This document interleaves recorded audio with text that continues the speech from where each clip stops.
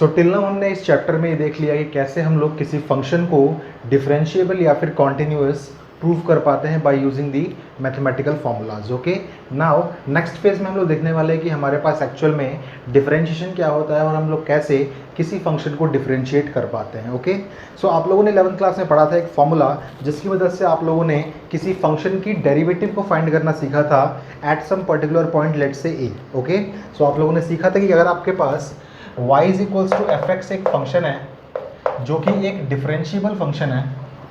यहाँ पे आपको ऑलरेडी दिया हुआ था कि आपका एफ एक्स एक डिफरेंशिएबल फंक्शन है। ओके, डिफरेंशिएबल फंक्शन है एंड आपको अगर डेरिवेटिव फाइंड करना था इसका derivative at the point x is equals to a, तो 11th क्लास में हमारे पास एक स्ट्रेट अवे एक फॉर्मूला था जो हमसे कहता था कि f डैश a यानी कि derivative of the function f at the point x is equals to a is equals to हमारे पास होता है limit h tends to 0 and f of a plus h minus में f of a and then whole divided by आपके पास था यहाँ पे h। ओके, तो आप लोगों ने ये चीज़ 11th क्लास में पढ़ी थी। अगर आपको डेरिवेटिव फाइंड करना है किसी पर्टिकुलर फंक्शन का जो कि पहले से ही डिफरेंशिएबल फंक्शन है at the point x is equals to a पे।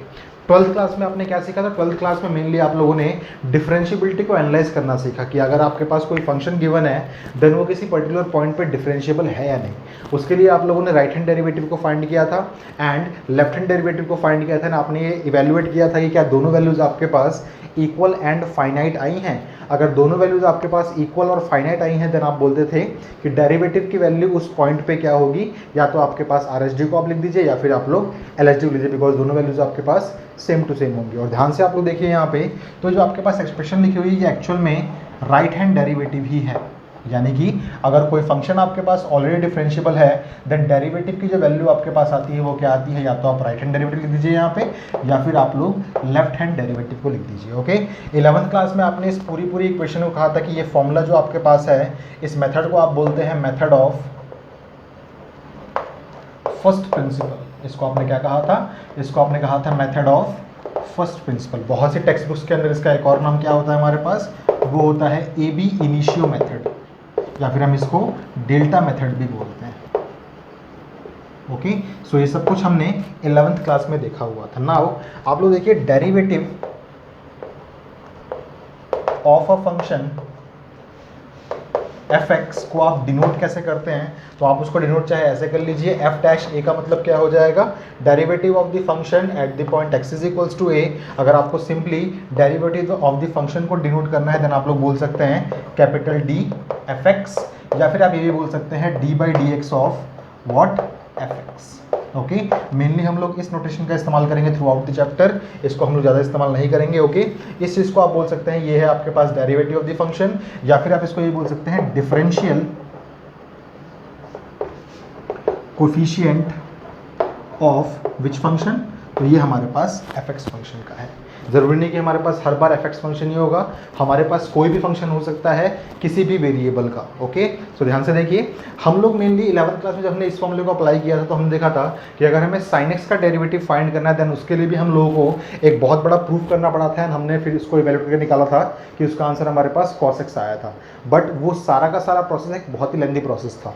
इस 12th क्लास में हम लोगों को मेनली डील करना है डिफरेंशिएशन के साथ ही, बट हम लोग काफ़ी शॉर्ट टेक्निक से डिफरेंशिएशन को फाइंड करेंगे। ओके, तो इसके लिए हमारे पास कुछ प्री डिफाइंड रूल्स हैं जिनको हम आराम से वेरीफाई कर सकते हैं फर्स्ट प्रिंसिपल के माध्यम से, बट आप लोगों को प्रूफ नहीं करना बिकॉज आपको ये एज याद रखना है। आप चाहे तो इसको प्रूफ भी कर सकते हैं फर्स्ट प्रिंसिपल के यूज से। ओके, ध्यान से देखिए एक बार, मान लीजिए आपके पास कोई फंक्शन है y is equals to fx, तो आप इससे क्या समझते हैं कि आप इस x के अंदर कोई भी वैल्यू डाल सकते हैं जो भी इसके डोमेन में आएगी and based on that value आपके पास y में भी कुछ ना कुछ चेंजेस होंगे। ओके, सो आप बोलते थे कि ये आपके पास है एक इंडिपेंडेंट वेरिएबल और ये आपके पास होता है एक डिपेंडेंट वेरिएबल, बिकॉज इसकी वैल्यू आपके पास क्या थी, डिपेंड कर रही थी किसके ऊपर, वैल्यू ऑफ x के ऊपर। ओके, सिमिलरली आप इसे ऐसा ही बोल सकते हैं कि y इज इक्वल्स टू आपके पास एक फंक्शन है f ऑफ थीटा, यहाँ पे वेरिएबल आपके पास थीटा है, इसका मतलब ये आपका था इंडिपेंडेंट वेरिएबल और ये अगेन आपके पास है डिपेंडेंट वेरिएबल। जरूरी नहीं कि आपके पास हमेशा डिपेंडेंट वेरिएबल y हो, यहाँ पे आपके पास कुछ भी हो सकता है।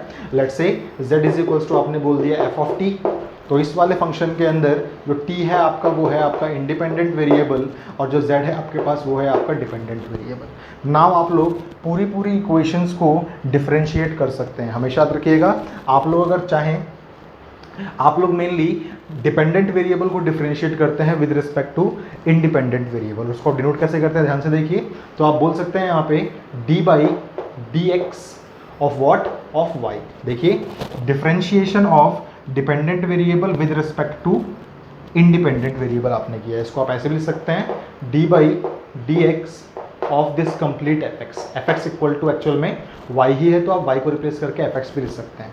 या फिर आप लोग डिफरेंशिएशन को ऐसे ही बोल सकते हैं y डैश करके बोल सकते हैं आप लोग, या फिर आप लोग एफ डैश एक्स से भी इसके डिफरेंशिएशन को रिप्रेजेंट कर सकते हैं। ओके, सिमिलरली अगर मैं इस इक्वेशन की बात करूँ तो इस वाले केस में अगर आपको डिफरेंशिएशन करना है y का with respect to this theta, तो आपको लिखना पड़ेगा d by d theta of what, of y।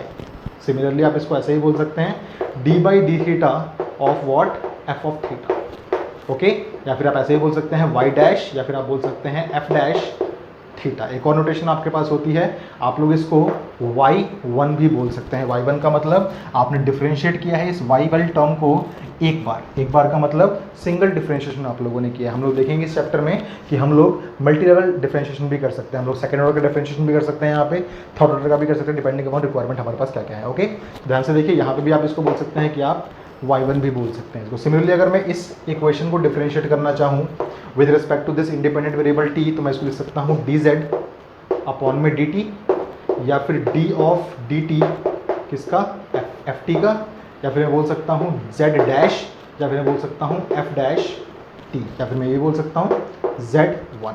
Mainly याद रखिएगा, आप लोगों के मेनली सवाल y इज इक्वल्स टू के फॉर्मेट में ही आएंगे, तो आप लोगों के पास ये नोटेशंस आपके टिप्स में होने चाहिए कि ऐसे करके हम लोग डिफरेंशिएशन को रिप्रेजेंट कर सकते हैं। ओके, हम लोग बाद में सीखेंगे कैसे हम लोग सेकंड ऑर्डर डेरिवेटिव्स को भी रिप्रेजेंट करते हैं, बट अभी के लिए रिक्वायरमेंट हमारे पास सिर्फ बेसिक है। तो हमने देख लिया कि बेसिकली हम लोग किसी फंक्शन को कैसे रिप्रेजेंट करते हैं उसके डेरिवेटिव के फॉर्मेट में। हमेशा आप लोगों को एक और चीज़ याद रखनी है कि जब कभी भी आप किसी भी इक्वेशन को कंसिडर कर रहे हैं, लेट से आप लोगों ने y is equals to f x को कंसिडर किया है, देन इस इंडिपेंडेंट वेरिएबल और इस डिपेंडेंट वेरिएबल के अलावा और कोई भी जो वेरिएबल आपके पास इक्वेशन में आएगा उन सबको आप लोग एज अ कांस्टेंट ट्रीट करेंगे। ओके, इस चीज़ का मतलब आपको थोड़े टाइम बाद समझ में आएगा, बट अभी के लिए आप माइंड में रखिए कि किसी भी इक्वेशन के अंदर जब आप डिफरेंशिएशन को फाइंड करेंगे, then independent variable and dependent variable के अलावा और कोई भी जो आपके पास सिम्बल्स आएंगे उन सबको आप एज अ कॉन्स्टेंट ट्रीट करेंगे। Okay, so I will suggest कि आप लोग इन सारे पॉइंट्स को अपने नोटबुक के अंदर नोट डाउन कर लें। हम लोग अब देखते हैं कैसे हम लोग कुछ जो हमारे पास बेसिक रूल्स होते हैं डिफरेंशिएशन के उनको हम लोग अब एनालाइज करते हैं। ओके, सो इसको आप लोग प्लीज़ नोट डाउन कर लीजिए।